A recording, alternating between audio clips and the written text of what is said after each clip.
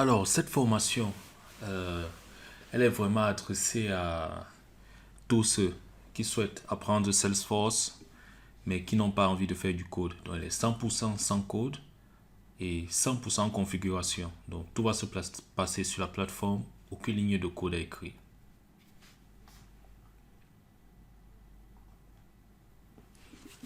Durant cette formation, nous aborderons les concepts clés de l'administrateur ou configuration Salesforce, qui sont l'architecture Salesforce. Nous verrons brièvement l'architecture Salesforce, les modèles de données, donc comment les données sont organisées dans Salesforce, la sécurité et le partage, security and sharing, la gestion des déploiements et des versions, l'automatisation des process, Lightning,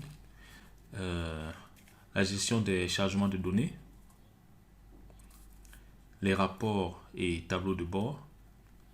Et enfin, nous verrons aussi comment utiliser l'App Exchange, parce que sur Salesforce, c'est une plateforme sur laquelle nous pouvons aussi intégrer des applications qui ont été développées par d'autres entreprises pour faciliter certains process. Certaines de ces applications sont gratuites et d'autres sont payantes. Nous verrons vraiment comment on fait pour intégrer ces applications-là à notre application que nous allons développer sur Salesforce. Alors, mais n'ayez pas d'inquiétude, il y a beaucoup de concepts qui seront abordés dans cette formation. Mais tous ces concepts, l'approche de la formation vous permettra de maîtriser l'ensemble de tous ces concepts sans problème et vous permettra de devenir des administrateurs Salesforce prêts à l'emploi et surtout autonomes. Parce que c'est ce que les entreprises cherchent aujourd'hui, des employés qui sont autonomes, qui peuvent faire la majorité des choses seuls et qui soient force de proposition et force de réalisation aussi. Alors, comment sera organisé le cours? J'ai prévu une approche plutôt pratique. Je mets plus l'accent sur la pratique car je me dis c'est en pratiquant que l'on maîtrise mieux les concepts. Donc nous partirons toujours d'un besoin métier qui se traduira en configuration Salesforce. Et de cette configuration Salesforce, nous allons donc construire notre application Salesforce. Et le tout, ce cheminement-là nous permettra donc de bien maîtriser le rôle de l'administrateur Salesforce, c'est-à-dire des concepts clés à connaître pour un administrateur Salesforce.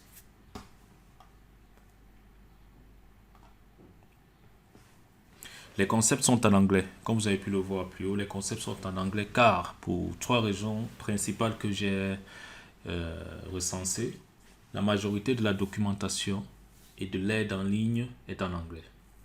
Vous voyez, Salesforce est un CRM qui a été développé aux États-Unis. Donc, ce qui fait que la majorité, les premiers utilisateurs sont des Anglais et ils ont une forte communauté. Et la majorité donc, des réponses aux questions ou aux problèmes que vous aurez dans vos futurs emplois seront en anglais. Vous les trouverez plus facilement en langue anglaise qu'en langue française. La majorité des entreprises qui utilisent Salesforce sont internationales et la langue de configuration est dans l'anglais.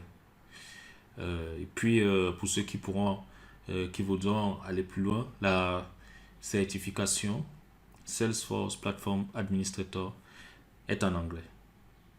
Donc, mais voilà, n'ayez pas de panique, nous verrons comment gérer la langue pour nos utilisateurs qui sont en français. Voilà, tout ça se gère au niveau de la plateforme. Donc, pas de panique. Voilà. Je tiens encore à vous remercier vraiment d'avoir acheté ma formation et je vous assure que tout ce dont vous aurez besoin pour la suite est de suivre les cours et de pratiquer en même temps que moi. Merci. C'est quoi Salesforce? Salesforce, c'est une plateforme dans le cloud, donc on a besoin d'Internet pour l'utiliser, qui permet de développer des applications métiers. Pourquoi on utilise donc Salesforce au niveau des entreprises? Pourquoi elles sont si friandes de Salesforce? C'est parce que ces applications métiers, le développement se fait rapidement car la plateforme dispose d'un espace de configuration qui permet de réaliser plusieurs fonctionnalités sans effectuer le code. Ces applications sont fiables du fait de l'architecture qui est partagée et aussi du fait de l'expérience qui a permis à ce qu'on ait des best practices, donc une certaine forme de... On a des normes, des standards qui permettent de réaliser les choses bien afin que l'application fonctionne correctement pour notre métier, pour notre business. Et elles sont robustes. Ces applications Salesforce sont robustes car elles sont éprouvées par des milliers d'entreprises. Des milliers d'entreprises développent sur le corps Salesforce leurs applications métiers. Et Salesforce est le leader en CRM. Donc, ils ont une équipe technique, fonctionnelle, tout ce que vous voulez, qui est prête et qui vraiment pousse le CRM à la pointe de la technologie. Courir 100% sans code. Il n'y a pas vraiment de technique là. Tout ce que je veux que vous reteniez sur ce schéma, c'est, vous voyez, l'architecture en fait. On a des couches en fait. Ça explique globalement comment est configuré, comment a été designé Salesforce. Là, nous avons des couches. Et ce que je veux que vous reteniez, c'est, voilà, toutes les couches qui sont au-dessus dépendent des couches qui sont en dessous. Là, ce qui est très important pour nous, administrateurs, c'est de comprendre qu'il y a le data model. Et ce data model, comme il est, vous voyez qu'il prend toute la largeur. Ça veut dire que toutes les applications qui sont au-dessus prennent racine dans ce data model. Et concrètement, ça veut dire quoi? Que lorsque, par exemple, vous créez une entité, une entreprise sur Salesforce, cette entreprise pourra être utilisée par une application Sales, une application de type Service, une application de type Marketing ou même une App Exchange. Donc, toutes ces applications auront accès à cette donnée-là que vous aurez créée. Alors, pourquoi il est le leader? Salesforce est le leader du CRM. Donc, nous avons plusieurs clouds. Sales, donc tout ce qui est vente. Les ventes. Pour pouvoir réaliser des ventes, l'entreprise a besoin des licences Sales Cloud. Donc, qui permettent, grâce aux fonctionnalités natives que Salesforce a pu intégrer de par leur expérience et de par leur savoir, de dupliquer vos ventes grâce aux process de vente qui sont déjà intégrés. Nous avons les services. Donc, vous pouvez gérer votre service après-vente dans Salesforce. Donc, il vous suffit d'acheter une licence Service Cloud et vous pourrez alors acquérir donc toutes ces facilités que Salesforce vous permet, qui vous feront gagner du temps et qui vous empêchera d'avoir toute une grande équipe de développeurs pour réaliser ce besoin de service après-vente. C'est ça la force de Salesforce. Marketing, voilà. Si vous êtes une entreprise qui est vraiment très focus marketing et que vous avez vraiment des ciblages, des critères de marketing très poussés, Marketing Cloud est là pour vous. C'est la solution qui vous permet vraiment de pouvoir faire des ciblages vraiment très, très, très, très poussés et de pouvoir atteindre votre clientèle comme vous le souhaitez.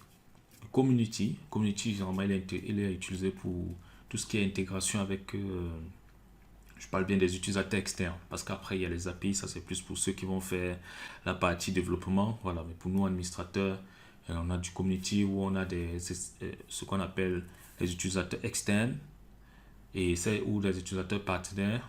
Ces utilisateurs-là, en fait, ce sont des utilisateurs, par exemple, qui sont utilisés dans une application qui a été développée au sein de l'entreprise ou en externe sur un autre langage, par exemple du Java ou du C#, et qui ont par contre besoin de récupérer, parfois d'avoir accès à certaines données, vous voyez, certaines données dans Salesforce. Donc, ces utilisateurs qui seront dans ces applications maison de l'entreprise pourront se connecter à Salesforce et pourront avoir accès, parfois en lecture, juste en lecture, à certains objets, à certains champs, à certaines informations que nous avons développées dans Salesforce. Nous avons donc Analytics. Donc, quand vous voyez Analytics, c'est tout ce qui est l'analyse. C'est vraiment ce cloud-là qui permet à Salesforce de pouvoir faire vraiment des dashboards très poussés, des analyses très poussées. Parfois, on intègre aussi avec Tableau. Disons, Analytics, en fait, il permet vraiment d'agréger les données. Vous voyez, si dans une entreprise, une multinationale, nous avons plusieurs systèmes.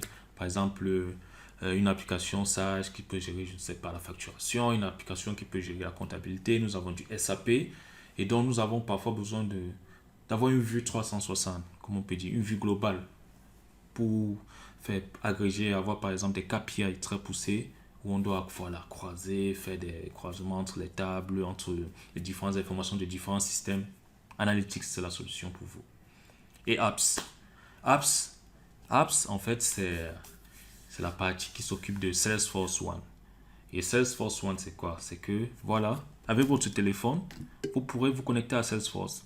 Il y a une application sur Google Store ou Apple Store où vous pourrez donc télécharger Salesforce One et entrer vos identifiants. Et là, vous aurez accès à Salesforce.